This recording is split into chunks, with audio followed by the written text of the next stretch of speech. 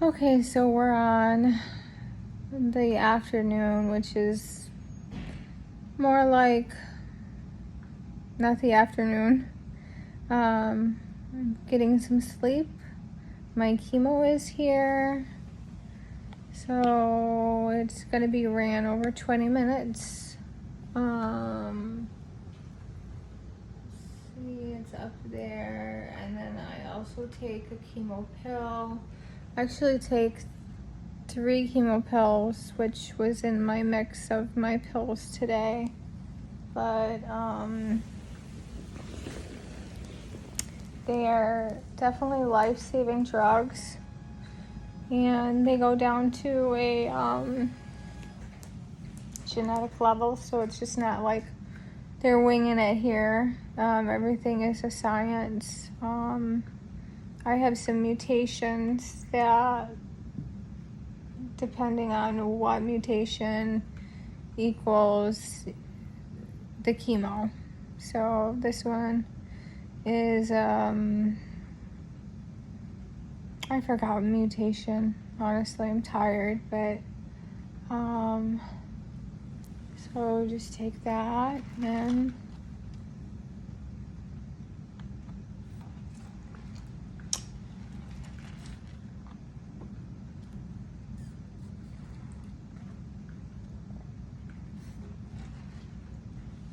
then that's it. Today was a long day for me. A longer day for me because I had a lot of paperwork to do. I was able to get awarded 0 copay for Henry Ford. So all the money that was supposedly owed for all my copays and everything like that, Henry Ford is covering for me. So that was a nice birthday treat. Which makes me feel so relieved on one hand, just because every time I would go to the doctor or a specialist here, which seemed like once or twice a week, I had a $50 copay, which I didn't pay. I said it was going to be billed, and then I got into this program. So anyways, everybody knows how much that can be daunting if you do have copays. So I did that.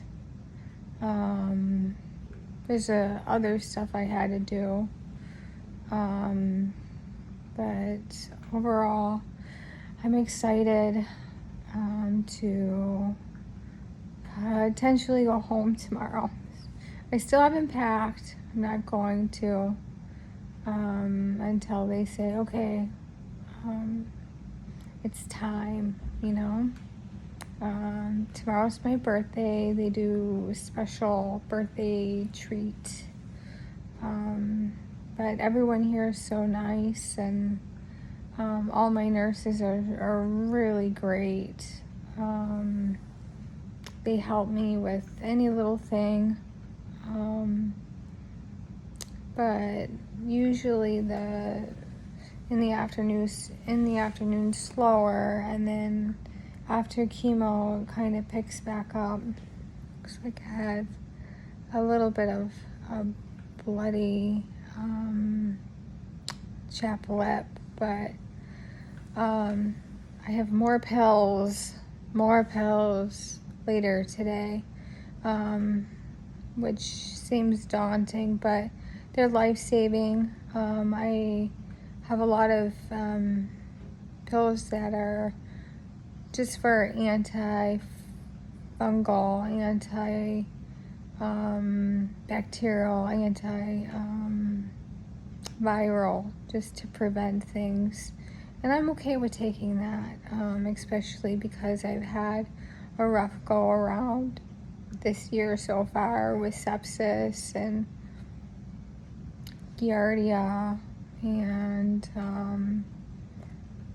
then of course the infamous the infamous pneumonia that I couldn't even tell you that I had it, wasn't coughing, wasn't sneezing, nothing. So it was just, I was so glad at the end to know that, and to know that not only did we catch the pneumonia, but then the blasts were growing, or the leukemia blasts of cancer were growing, and we got that down to under 5%. So it was at 80% when I first came in, or not really when I first came in, because it was kind of coming up. So it was like 21%, and they were unsure if it was like the pneumonia and stuff, because sometimes abnormal cells do happen. But then they were saying it's climbing way too fast, and that's why we became a little bit more aggressive in a shorter amount of time.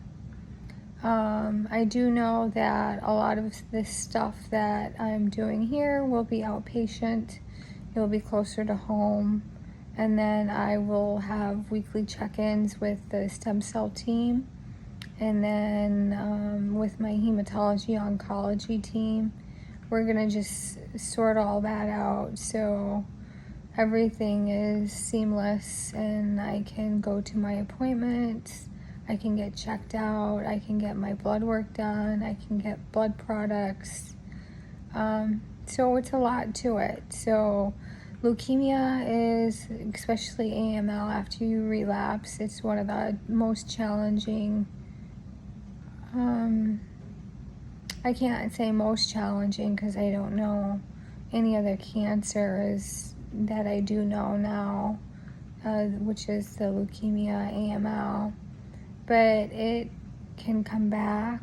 It can, like we all seen, it's devastating. Seems like I have no emotion about it, but it is one of a kind. It's kind of individualized, and you need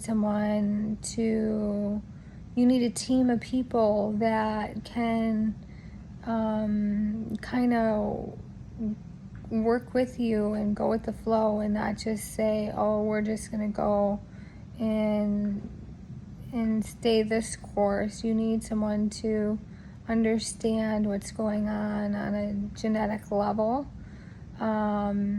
You need to have your care team, like I have also at home. I'm going to have nurses come to my house, or a nurse come to my house. I'll have infusions at home. That doesn't include blood products, so I have to go to the Hickman Center for that. And the Hickman Center is really great nurses there as well. And then I see Dr. Stasi right at ProMedica. If you ever come to a position in your life and you're not sure what's going on, and you have some hematological issues, white counts are too low, white counts are too high, just an overall like wanting to know what's going on with you, I recommend a referral to Dr. Stasi. He saved my life. He listened to me. He really made it seem more clinical after a long time being, I believe I was misdiagnosed because I was put in the tiny little box of fibromyalgia. So it's really hard to get out of that box if you know that maybe that wasn't the answer, or you're still having these issues or pain or whatnot. Anyways, that's sort of one thing. And then another thing is I did some research on my own to collect data, which at some point I want to share with you guys, because there's a couple things that I did to say, hey, PCP or your main provider, I need more testing, or I need this. I thought I heard it beeping. No, not yet. You came almost in time. Almost in time. I could hear a beeping. That's why I said that. Oh, I'm doing my daytime. Your journey. Yeah, my daytime, but it's a little late, but that's okay because I took a nap. Yeah. That was Carol. She's wonderful. She's actually a chemo coordinator, so she's been doing this a very, very long time. She happens to be my nurse today, so I'm in really good hands. One of the great things is symptom management.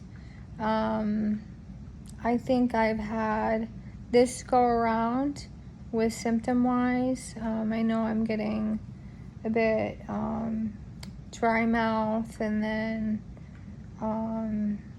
I think the mucositis is coming, but we are trying to get that to calm down with some of the preventative medication. And then I have like these green sponge toothbrushes. They're just like a sponge, and I'm really making sure anytime I eat or drink anything, it seems like a lot more work, but just to make sure all of that is off, because the longer you let it sit, it can create infection. So I can't use a water pick because my platelets come down, but they say the chemo, once that's out, could take about a week to 2 weeks. Then I won't have as many symptoms. So there are some symptoms, but I'm not going to share them with you because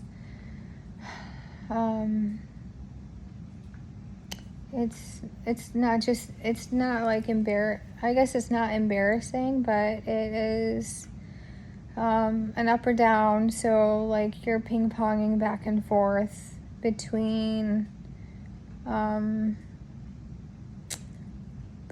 the two, let's just say, and sometimes it's just easier not to talk about because it's so painful.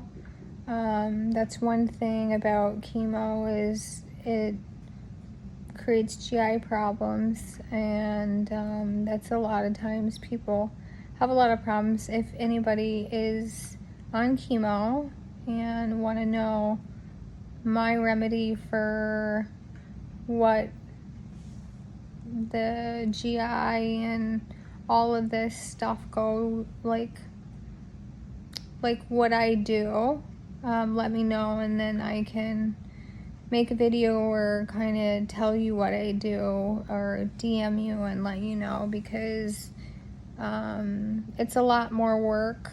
And now that I know, like, when infectious disease comes in and everything, and after all the blood draws and everything, we did a lot of preventative things, so I would be more than happy to share that with you, because I know chemo can be really hard on the gut, really hard on the mouth, really hard everywhere, from mouth to butt. And if you're a woman with cancer, there's also the potential of the front part being affected really bad. So I have all these little tricks and remedies, and even some over-the-counter medication, or even the prescription kind of what you could possibly need, which works for me. So it may not work for you, but I'm offering that because sometimes you're like, what do you do? What do you do for this? What do you do for that?